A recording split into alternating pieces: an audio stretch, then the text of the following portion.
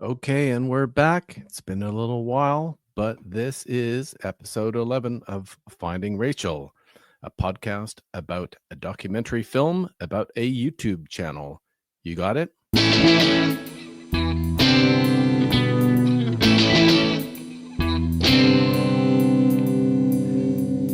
Okay, so do I need to apologize? It's been a few weeks, hasn't it, folks?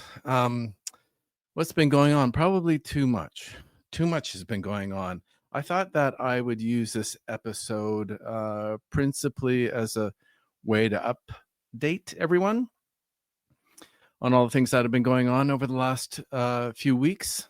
I think we've moved into, well, we're certainly in post-production, but I think we're in a certain form of post-production, kind of a multitasking, heavy-duty multitasking part of the post-production process, where a whole bunch of things seem to be happening at the same time. So I kind of want to break down some of those to let you know, again, what's going on, some things that I've been thinking about, that I've resolved, that I haven't resolved. Let's jump right into it, shall we? Okay, well, I guess the most important thing to update everyone on with regards to the film is that it's kind of out of my hands a little bit right now, or at least it's in the editor's hands. So this is an editor, Catherine Assal's, who I've worked with in two of my past films, have a good relationship with.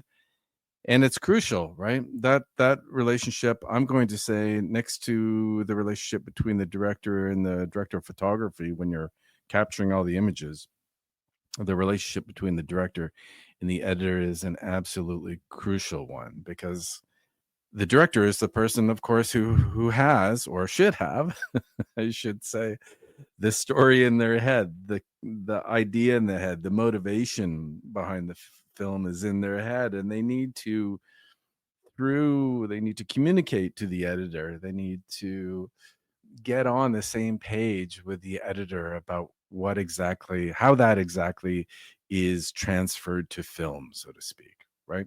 So we need to be simpatico, and that usually takes a little bit of time. And so in the past, what I've done with my editor is that I've put together a very rough cut, and we kind of sit down and I talk about what I think the story is, right? And the different elements of the story, and why we need to hear from that character, why we need to see that particular image, and how it all adds up to the story that I'm hoping to tell. So yeah, I think what was my rough cut? My rough cut was probably just was it an hour, almost an hour, but it wasn't quite complete. I kind of gave up at the end and thought, oh man, I need some help. I need to pass it over to my professional editor.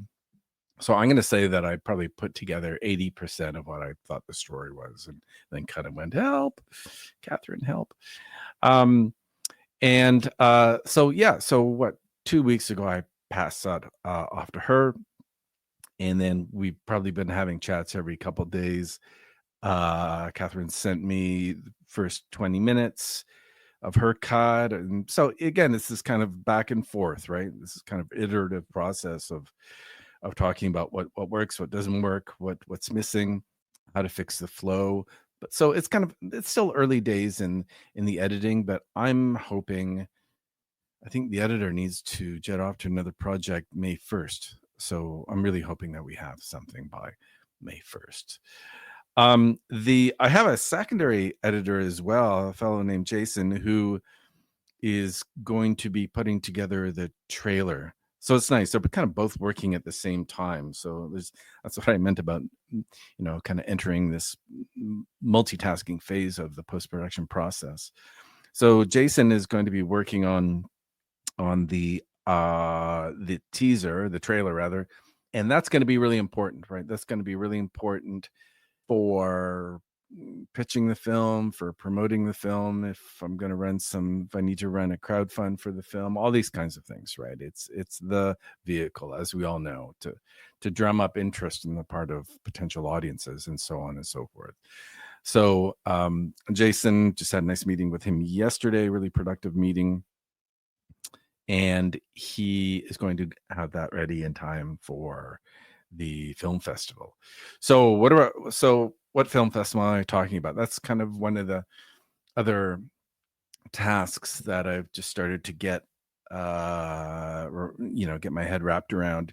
The HotDocs Festival is one of the world's biggest documentary film festivals, and luckily, it's literally six blocks away from where I live in the city of Toronto. Downtown Toronto is the headquarters. And when is the festival? I'm going to say it's kind of mid-April, something like that. So I've just signed up for that. There's also, so there are public screenings, right? I think there's usually about 200 films or so that are screened.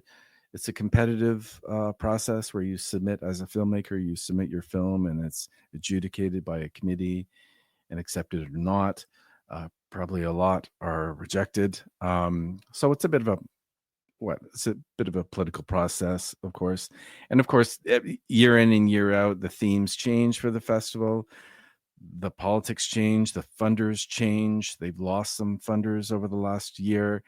As maybe some of you know, there's been a real challenge to many cultural festivals posed by Trump and his kind of attack on DEI initiatives. So there's a lot of festivals that are losing support, not just from government, but also from the private sector as well. And I think HotDocs may or may not be subject to this this kind of new political movement, if you will, as well.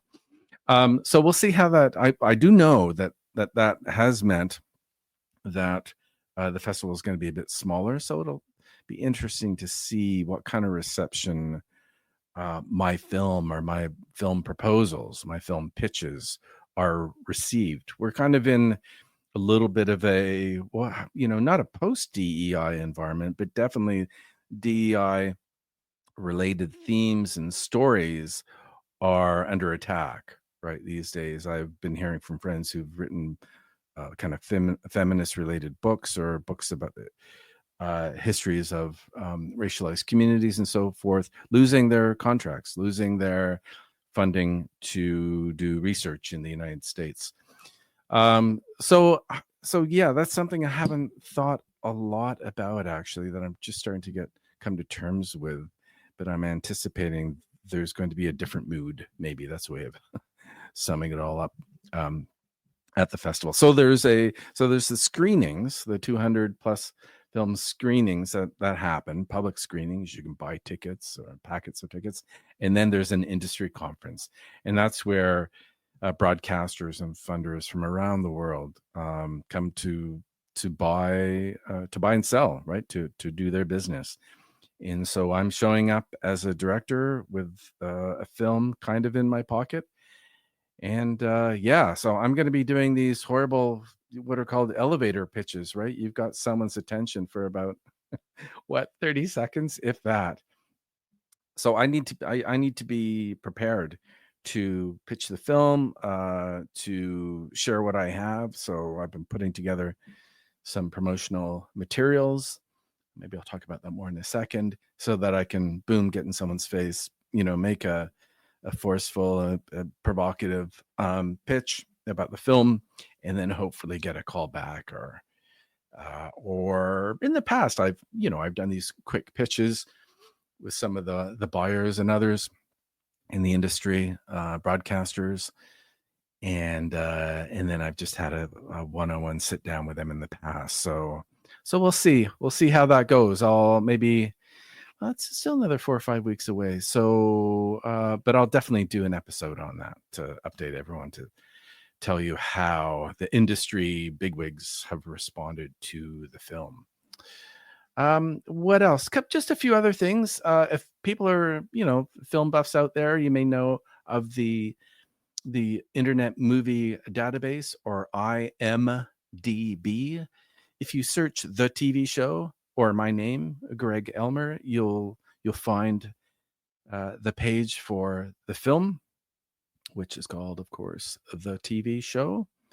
And I've uploaded kind of a tentative film poster. You can see at the top it says "Coming soon." Hedging my bets here. But anyway, that's a good place to go if you want to check out some of the other collaborators, the team, the production team, the post-production team Sue and Rachel, the old hosts of Rachel's Ghost, the former show, of course, are listed on there as well. Those of you on Instagram, check out my account called The Jazz Tourist, and I've uploaded a picture of the film poster there as well. What else has been going on? Oh, so I also have a new team member, my pal Doug, down in Hamilton, Ontario, which is about an hour outside of Toronto. He has agreed to sign on to do the original sound, the original music, I should say, and the sound mix and editing. So that's a big job. And we've been talking for many years about collaborating, and actually was hoping he was going to help me with a different, more arts-based film. He may still do that. But anyway, we've had a couple series of chats over the last couple of weeks, and he's totally greenlit it. So I'm very excited that I have someone to do original sound for the film itself. So that's a big update in terms of the team, the collaboration, people who are going to put together the film. What else can I tell you? I think the last thing I had on my list here was grants, and that's actually what I should be doing right now. There's a couple of grants here in the province of Ontario, and like a cross-country Canadian grant as well. And I've had some success with these in the past. It's funny; they tend to be very kind of personal questions they want you to ask. What's motivating you? What's your personal, your vision? And it's a much more personal / artistic, aesthetic kind of set of questions I need to work my way through and then upload clips that represent them. But like I said, I've had some positive outcomes in the past with proposals that I don't think are anywhere near as strong, actually, as what I'm putting together for this film. So I'm feeling pretty positive about it. Who knows? It's a roll of the dice, as we all know, grants. But we'll see how that pans out. But that's really focusing a lot of my thoughts. It's helping me to, again, quickly pitch the film, articulate the core themes in the film, which go into, my thinking here as we have just a few more weeks before I go to the industry conference in Toronto, as I was just outlining. So there we go. That's where the film is right now. I think I'll be getting rough cuts, longer rough cuts, maybe half an hour, and then 40 minutes or so, 45, 50 minutes next week and the week after for my editor, and doing a lot of fine tuning and getting into debates about what works and what doesn't work. So it's a really great, it's an engaging process. It's a frustrating process. It's worrying. A lot of emotions are pouring out into the mic right now. I don't know if you can feel it, but it's fabulous. It is the core process of putting together a film. So it's very hard to explain how exciting it is and how engaging it is as a process. So I'm loving it. Let's leave it at there, shall we? Everyone, stick with me. There'll be another episode soon where I update you on the rough cuts, how the film's going, and then down the road, how we do at the HotDocs Festival. Everyone, take care. We'll talk to you soon.